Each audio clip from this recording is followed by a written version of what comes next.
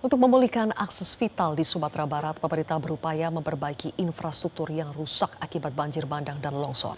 Saat ini akses dari Malalak menuju Sicincin mulai normal setelah dibangun jembatan Baili di Jorong Tobo. Namun dari Malalak menuju Bukit Tinggi masih putus total. Koresponden Metro TV Amfrezer akan melaporkan langsung kondisi terkini dari lokasi. Amfrezer, sebulan sudah berlalu, bagaimana akses di sejumlah daerah yang terdampak bencana? Ya, selamat sore Cipi ya. Memang sudah 1 bulan lebih bencana terjadi di daerah Sumatera Barat ini. Hingga saat ini akses untuk dari kota Padang menuju Bukit Tinggi atau sebaliknya itu bisa disebut sudah cukup lancar. Namun aktivitas itu baru bisa dilakukan pada 5 sore hingga pukul 8 pagi. Dikarenakan petugas masih melakukan pekerjaan untuk normalisasi sungai serta memasang paku alam untuk mengamankan posisi yang ada di sungai. Nah, selain itu untuk kondisi jalur lintas yang menghubungkan Malala dengan Sicincin itu memang sudah bisa dilewati. Sabtu sore kemarin ini sebuah jembatan beli sudah dipasang di lokasi untuk agar masyarakat yang ada di Malala bisa melewati jalur ini. Namun dari Malala menuju ke Bukit Tinggi hingga saat ini masih tertutup total karena sejumlah jalan yang terdapat.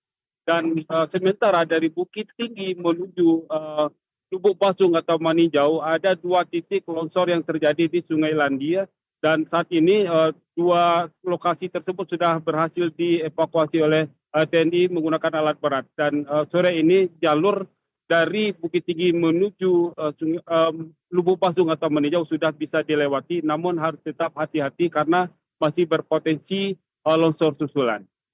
Sylvia. Fraser, apakah longsor atau banjir bandang susulan masih sering terjadi di sana? Ya, masih sangat sering terjadi karena misal dari Simpang Malala hingga ke Maninjau ini kan banyak terdapat titik longsoran dikarenakan petugas hanya awalnya adalah membersihkan dan membuka jalur utama sehingga kendaraan bisa lewat.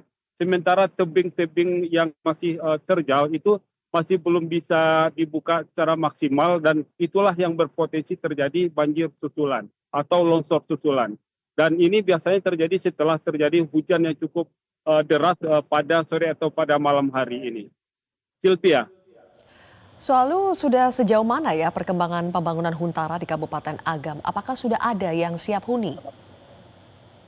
Ya, semula memang untuk Huntara di Kabupaten Agam ini dilaksanakan di Kecamatan Palembayan dan target awal itu adalah akan selesai pada 31 Desember kemarin. Namun karena itu terkendala dengan cuaca yang sering terjadi hujan, maka petugas ini tidak bisa bekerja maksimal.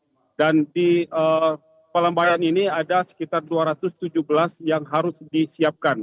Dan hingga saat ini petugas dari TNI dan BPBD atau BNPB masih tetap berupaya melaksanakan pembangunan Huntara yang berada di lokasi lapangan bola SD 05 Kayu Pasak Palembayan ini. Jadi bisa dikatakan prosesnya baru mencapai 60% dari targetnya. Sylvia Iskandar. Baik, Fraser melaporkan langsung dari Agam, Sumatera Barat. Terima kasih. Jelajahi cara baru mendapatkan informasi. Download Metro TV Extend sekarang.